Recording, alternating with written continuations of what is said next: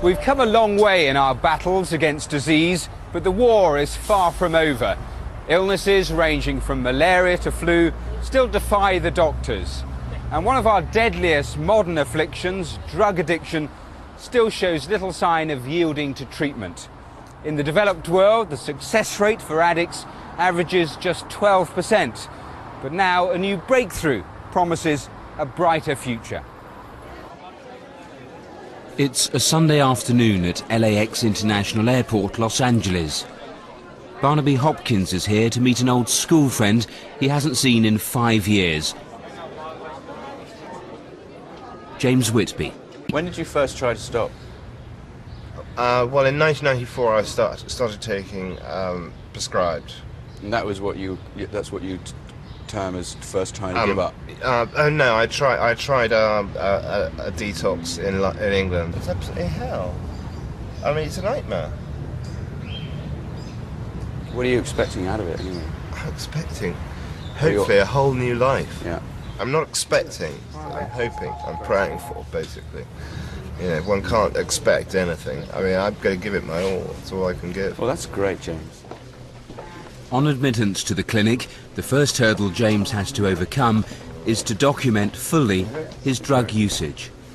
I'm going to go through now a bunch of drugs one at a time. Yeah. And again, I just want you to be as accurate as possible. Yeah. How old were you when you first started drinking alcohol? Oh, 6 or 7. When did you last use heroin? I used heroin just before I came out here. So that would have been... I had a last night binge. Saturday? Yes, Saturday. Cocaine. How old were you when you first used cocaine? About 16. Okay. And when did you last use it? I had some on Saturday. And how much did you use then? I had 1/4 gram. And when you were using it heavy, how much were you? 5 grams a day, 5 or 6. So when did you first try crack?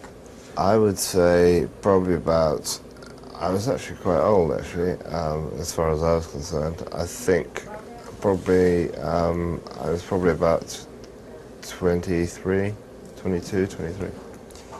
And your heaviest use of just crack was? Would have been,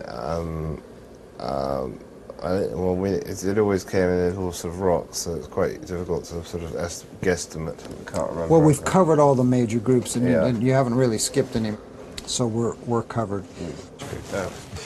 It's important that James lets them know James's first treatment will be like all the rest. Nothing more complex than a few hours a day on this drip. It may be simple, but the secret to success is in the solution. Are you okay? Fine, absolutely fine. Bring back? Well, yeah, I'll do a bit later. It's okay? Yeah. Right.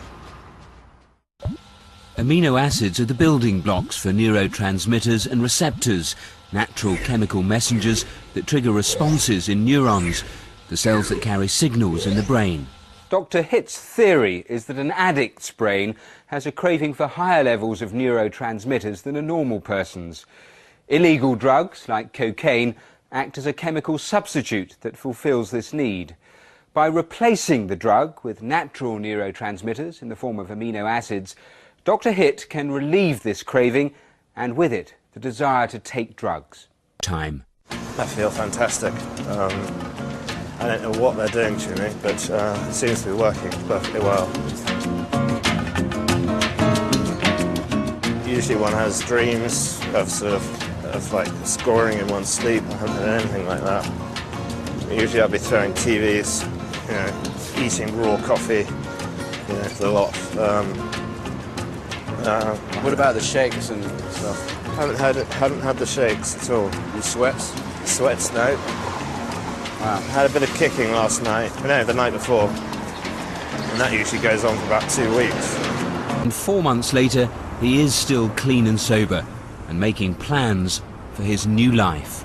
For about a month afterwards, I had an amazing clarity, but I found it very difficult to communicate vocally. It's quite disorientating at first.